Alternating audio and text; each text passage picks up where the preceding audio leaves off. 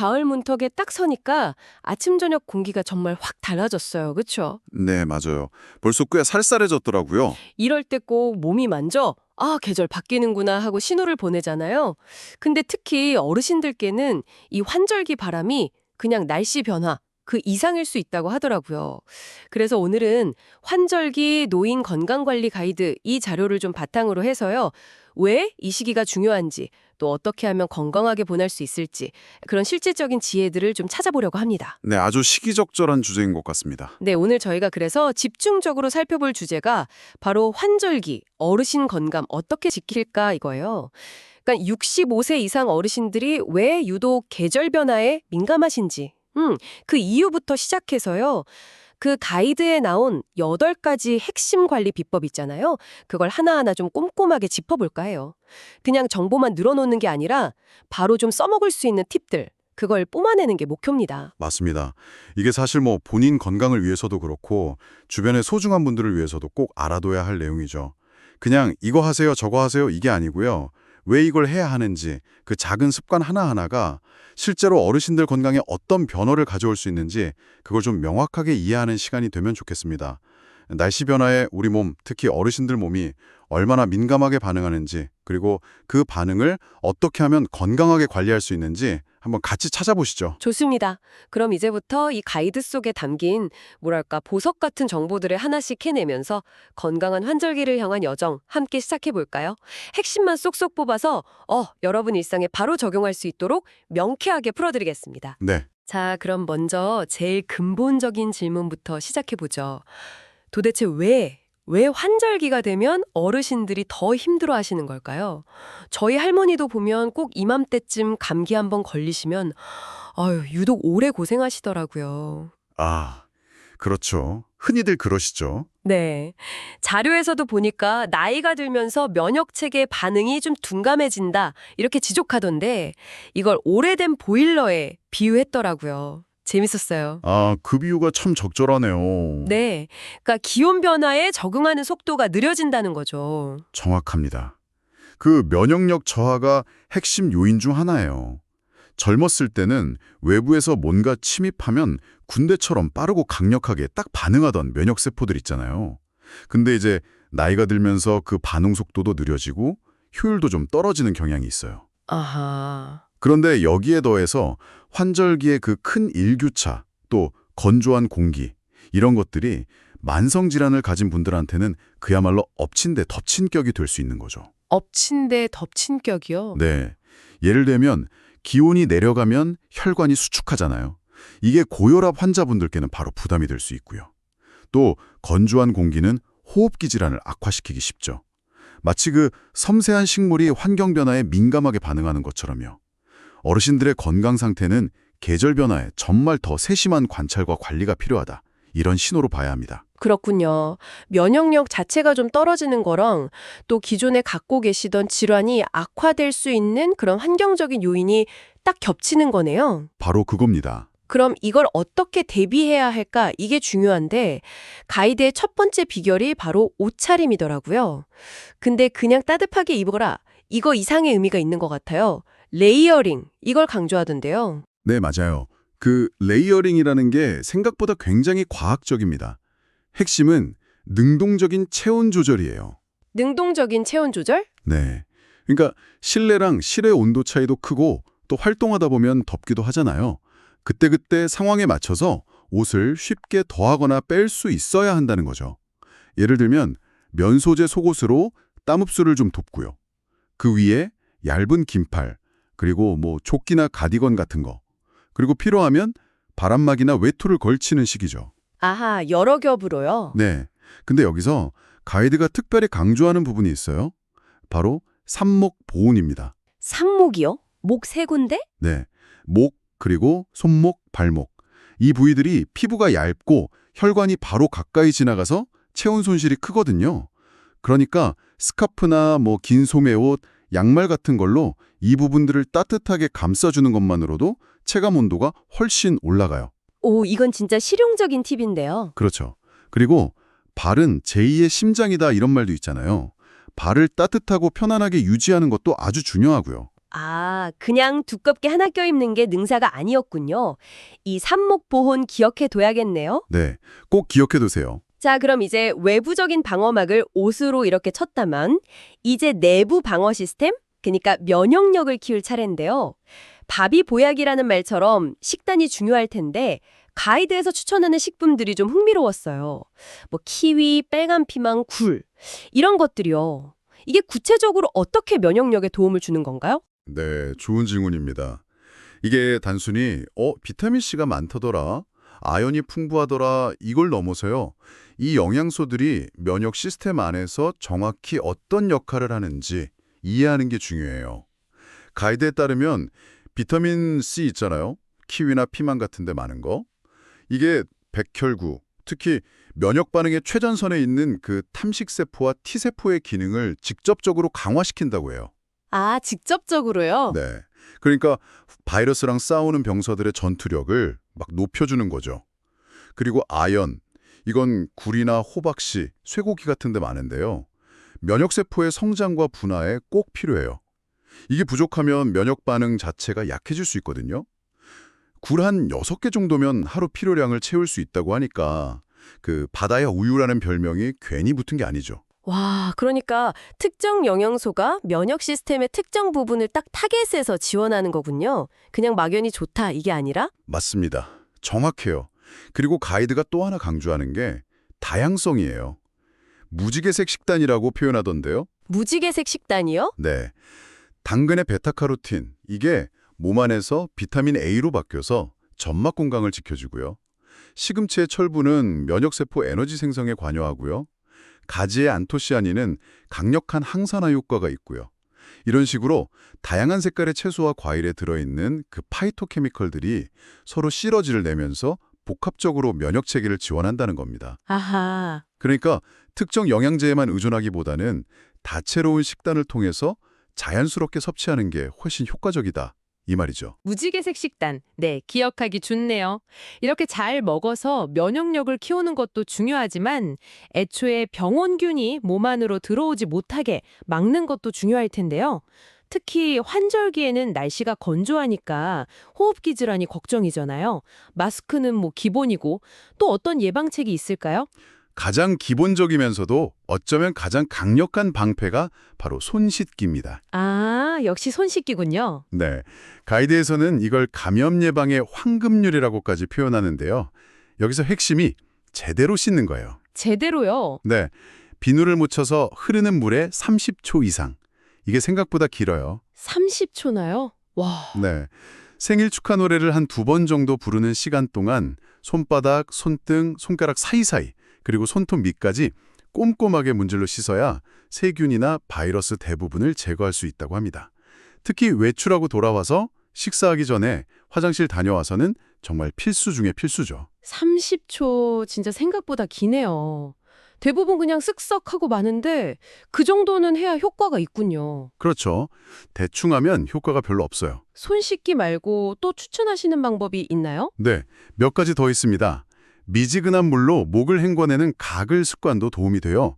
건조한 목 점막을 보호하고 외부 물질을 씻어내는 데 좋거든요. 필요하다면 코 세정을 하는 것도 좋고요. 그리고 몸을 좀 따뜻하게 하고 목을 편안하게 해주는 차를 마시는 것도 권장하는데 뭐 도라지차, 배차, 생강차 이런 것들이 대표적이죠. 아, 그런 차들이요? 네, 또 하나 의외로 놓치기 쉬운 게 실내 환기예요. 환기요. 아, 맞다. 추워지면 문 꼭 닫고 있게 되죠. 네, 그러기 쉬운데 그러면 실내 공기가 정체되고 오히려 바이러스 농도가 높아질 수 있어요. 그러니까 하루에 한 3번, 최소 10분씩은 창문을 양쪽으로 열어서 맞바람이 통하게 공기를 순환시켜주는 것이 아주 중요합니다. 환기도 정말 중요하겠네요. 신경 써야겠어요. 자, 호흡기 건강 얘기가 나왔으니까 자연스럽게 수분 그리고 습도 관리로 넘어가 볼까요? 나이가 들면 갈증을 잘 못 느끼신다고 하잖아요. 그래서 물 마시는 걸 깜빡 잊기 쉽다고. 근데 건조한 환절기에는 이게 좀 문제가 될 수 있겠어요. 그렇습니다. 체내 수분이 부족하면 단순히 목마름 이걸로 끝나는 게 아니에요. 혈액순환도 잘 안 되고 노폐물 배출도 늦어지고 심지어 면역세포 활동까지 둔화될 수 있습니다. 그렇게까지 연결되는군요. 네. 그래서 가이드에서는 하루 8잔, 약 2리터 정도의 물 섭취를 권장하는데 이게 좀 부담스러우실 수 있어요. 그러면 작은 컵으로 여러 번 나눠 마시는 전략이 좋아요. 예를 들어 아침에 일어나서 한 잔, 식사 전에 한 잔, 잠들기 전에 한 잔, 이런 식으로 습관을 들이는 거죠. 아, 그렇게 나눠 마시는 거. 네. 그리고 중요한 게 커피나 녹차처럼 카페인이 든 음료는 이뇨작용을 촉진해서 오히려 수분 손실을 일으킬 수 있으니까요. 순수한 물이나 보리차, 현미차 같은 카페인 없는 음료가 더 좋습니다. 그렇군요. 물 대신 차를 많이 마셨는데 카페인 없는 걸로 마셔야겠네요. 수분 섭취만큼 실내 습도 조절도 중요하다고 하던데요. 어느 정도가 적절한가요? 이상적인 실내 습도는 40에서 60% 사이로 봅니다. 40에서 60%요? 네. 너무 건조하면, 그러니까 40% 미만이면 호흡기 점막이 말라서 바이러스 침투에 약해지고요. 반대로 너무 습하면 60%를 넘어가면 곰팡이나 진먼지 진드기가 번식하기 좋은 환경이래죠. 아, 그것도 문제네요. 아니면 실내 식물을 키우는 것도 도움이 됩니다. 식물이요? 네. 특히 산세베리아나 스파티필름 같은 식물은 공기 정화 효과도 있다고 알려져 있죠. 오, 그렇군요. 물 마시기랑 습도 조절 둘 다 신경 써야 할 부분이네요. 네, 맞습니다. 자, 이제 좀 활동적인 이야기로 넘어가 볼까요?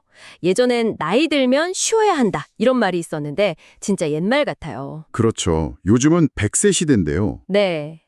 가이드에서도 꾸준한 운동의 중요성을 엄청 강조하는데 환절기에는 특히 어떤 운동이 좋을까요? 좀 조심해야 할 것 같기도 하고요. 환절기 운동의 핵심은 딱 두 가지예요. 무리하지 않고 꾸준하게. 무리하지 않고 꾸준하게. 네. 갑자기 막 격렬한 운동을 시작하기보다는 좀 낮은 강도로 꾸준히 하는 게 중요합니다. 가이드에서 거의 완벽한 운동으로 꼽는 게 바로 걷기예요. 걷기요? 네. 하루에 한 30분 정도? 약간 숨이 차고 땀이 살짝 날 정도의 속도로 걷는 것이 심폐기능 향상이나 혈액순환 개선에 아주 효과적이라고 합니다. 한 3,000보에서 4,000보 정도 되겠네요. 30분 걷기. 네. 만약에 날씨가 좀 안 좋다, 비가 온다거나 너무 춥다 이러면 실내 쇼핑몰이나 지하상가 같은 데를 걷는 것도 좋은 대안이 될 수 있고요. 아, 실내에서 걷는 거 좋네요. 걷긴 말고 또 추천하시는 운동이 있을까요? 특히 집에서 할 수 있는 것들로요? 물론입니다. 스트레칭은 정말 매일 하는 게 좋아요. 아침에 일어나서나 잠들기 전에 한 5분 정도만 시간을 내서요. 목, 어깨, 허리, 다리 이렇게 천천히 늘려주는 것만으로도 관절 유연성도 높아지고 혈액순환도 도와서 근육 뭉침이나 통증 예방에 도움이 많이 됩니다. 5분 스트레칭. 네. 그리고 가이드에서는 집에서 쉽게 할 수 있는 근력 운동 몇 가지를 제안하는데요. 예를 들면 의자에 앉았다가 일어서기를 한 10번에서 15번 정도 반복하거나 벽 짚고 팔굽혀펴기, 아니면 까치발 들기, 누워서 다리 한쪽씩 들어 올리기 같은 동작들이요. 이런 것들이 허벅지, 종아리, 팔, 복부 근육을 강화하는 데 효과적이거든요. 근력이 어느 정도 유지되어야 낙상 위험도 줄일 수 있고요. 아, 근력 운동도 중요하군요. 네. 그런데 여기서 정말 중요한 점은 자기 몸의 소리에 귀 기울이는 것이에요. 몸의 소리요? 네. 운동하다가 가슴이 좀 답답하거나 통증이 느껴진다. 그러면 즉시 멈춰야 합니다. 절대 무리하면 안 돼요. 그리고 운동 전후에는 반드시 한 5분 정도 준비 운동이랑 마무리 운동을 해서 근육과 관절을 충분히 풀어주는 것이 부상 예방에 필수적이고요. 준비 운동, 마무리 운동 꼭 하고요. 네.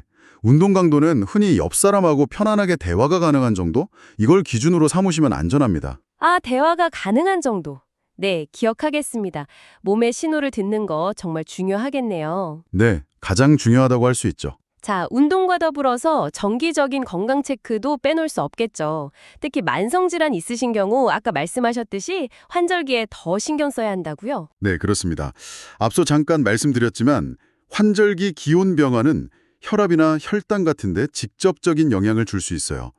예를 들어 고혈압 환자분들은 기온이 내려가면 혈관이 수축하면서 혈압이 평소보다 높아질 수 있거든요. 아, 그래서 위험할 수 있군요. 네. 그래서 약을 거르지 않고 잘 챙겨 드시는 건 기본이고요. 거기에 더해서 한 주 3, 4회 정도는 혈압을 측정해서 변화를 좀 주의 깊게 관찰하시는 게 좋습니다. 만약 평소와 다른 패턴을 보인다 싶으면 바로 의사 선생님과 상담해야 하고요. 네, 혈압 체크 중요하네요. 당뇨는요? 당뇨병 환자분들도 마찬가지예요. 날씨가 추워지면 아무래도 활동량이 좀 줄고 또 식욕은 늘어날 수 있잖아요. 그래서 혈당 조절이 더 어려워질 수 있으니 정기적인 혈당 체크와 식단 관리에 더 신경을 쓰셔야 합니다. 그렇군요. 관절염 있으신 분들은 꼭 비 오는 날 더 쑤신다고 하시던데 이것도 환절기 기압 변화랑 관련이 있는 건가요? 맞습니다. 기압이 낮아지면 관절 안의 압력이 상대적으로 높아져서 통증이나 뻣뻣함을 더 느낄 수 있어요. 아, 그래서 그렇구나. 네. 이럴 때는 무리하지 않는 선에서 따뜻한 찜질을 하시거나 가벼운 스트레칭, 아니면 수영이나 아쿠아로빅 같이 관절의 부담이 좀 적은 운동이 도움이 될 수 있습니다. 근데 중요한 건 이런 자가 관리와 더불어서 6개월에서 1년에 한 번 정도는 정기 건강 검진을 꼭 받으시라는 거예요. 정기 검진이요? 네. 전반적인 건강 상태를 점검하고 필요한 검사들, 암 검진이나 심혈관 검사, 골밀도 검사 같은 것들을 받는 거죠. 그리고 그 검진 결과를 바탕으로 의사 선생님과 함께 개인 맞춤형 관리 계획을 세우는 것이 가장 현명한 방법입니다. 네, 예방이 중요하니까요. 지금까지 주로 신체 건강 관리에 초점을 맞췄는데 사실 몸만큼 중요한 게 마음 건강이잖아요. 그럼요. 정말 중요하죠. 가이드에서는 이 정신건강 관리의 첫걸음으로 규칙적인 생활 리듬을 강조하더라고요. 네. 매일 비슷한 시간에 자고 일어나는 것, 그리고 규칙적인 시간에 식사하는 것. 이게 우리 몸의 생체 리듬을 안정시켜서 심리적인 안정감을 주는데 아주 큰 도움이 됩니다. 특히 수면의 질은 면역력이랑도 직결될 뿐만 아니라 기분 조절에도 정말 중요하거든요. 잠이 보약이죠, 정말. 맞아요. 그래서 잠자리에 들기 한두 시간 전에는 스마트폰이나 TV 시청 같은 건 좀 자제하고요. 낮잠은 자더라도 한 30분 이내로 짧게 자는 것이 밤잠에 방해가 안 되고 좋습니다. 그렇군요. 그리고 또 고립감을 느끼지 않도록 사회적인 관계를 유지하는 것도 중요하다고 강조하던데요. 이게 근데 생각보다 쉽지 않을 수도 있을 것 같아요. 어르신들께는요. 그렇죠. 그래서 좀 의식적인 노력이 필요합니다. 가족이나 친구들하고 자주 전화통화를 하거나 아니면 직접 만나는 시간을 갖는 것이 중요하고요. 만약 여건이 된다면 지역사회의 경로당이나 복지관 프로그램 아니면 종교활동, 동호회 같은 데 참여해서 새로운 사람들과 교류하고 소속감을 느끼는 것이 우울감 예방에 정말 큰 도움이 됩니다. 아, 그런 활동들이요? 네, 뭔가 연결되어 있다는 느낌이 중요하거든요. 새로운 걸 배우는 것도 좋다고 하던데요. 뭔가 뇌를 계속 쓰는 거요. 아, 맞습니다. 그게 정신건강 유지에 아주 중요해요. 독서나 바둑, 그림 그리기, 악기 연주 같은 기존의 취미 활동도 당연히 좋고요. 거기에 더해서 스마트폰 활용법을 배운다든지, 새로운 언어를 공부한다든지, 아니면 온라인 강좌를 듣는다든지, 이렇게 새로운 것에 도전하는 것은 뇌에 아주 긍정적인 자극을 주고 성취감도 느끼게 해주죠. 그렇군요. 다만 이건 좀 주의해야 하는데요. 만약에 한 2주 이상 기분이 계속 가라앉거나 잠을 영 이루기 어렵고 식욕이 눈에 띄게 줄거나 혹은 너무 늘어난다거나 이런 우울증 상이 지속된다면요.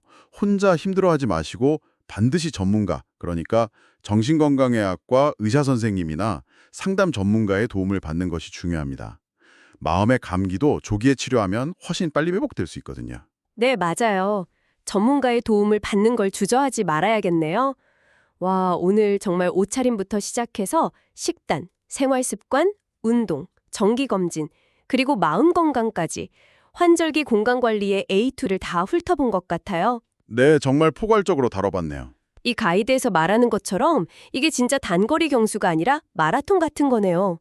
꾸준함이 필요한 여정. 그렇죠. 꾸준한 관리와 인내가 중요합니다. 그래도 오늘 시작하는 작은 실천 하나하나가 모여서 건강한 내일을 만드는 거겠죠? 그러면 분명히 그렇습니다. 자, 그럼 마지막으로 오늘 나눈 이야기를 좀 더 쉽게 실천으로 옮기도록 간단한 체크리스트를 한번 떠올려 볼까요?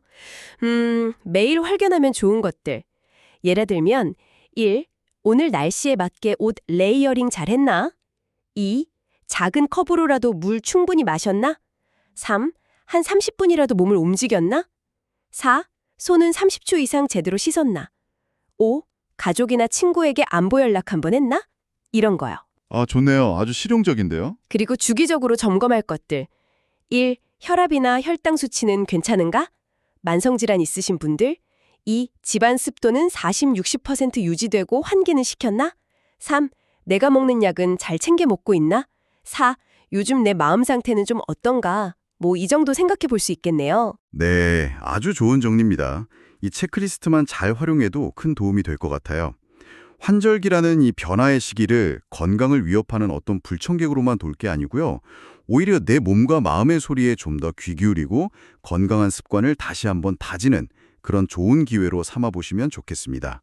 오늘 저희가 함께 나눈 이 이야기들이 여러분의 건강하고 또 활기찬 환절기를 보내는데 든든한 길잡이가 되기를 진심으로 바랍니다. 네. 자, 그럼 정말 마지막으로 청취자분들께 생각할 거리를 하나 던져드릴게요. 오늘 저희가 이야기 나눈 여러 가지 신체적, 정신적 관리 요소들 외에 이번 환절기를 당신이 진정으로 좀 더 즐겁고 의미 있게 보내기 위해서 당신의 일상에 어떤 작지만 새로운 기쁨이나 연결고리를 더해볼 수 있을까요? 혹은 주변의 소중한 어르신께 어떤 새로운 즐거움을 권해드릴 수 있을지 한 번쯤 생각해 보시는 건 어떨까 싶습니다. 여러분의 건강한 환절기를 저희가 진심으로 응원하겠습니다. 네, 몸도 마음도 모두 건강하게 보내시길 바랍니다.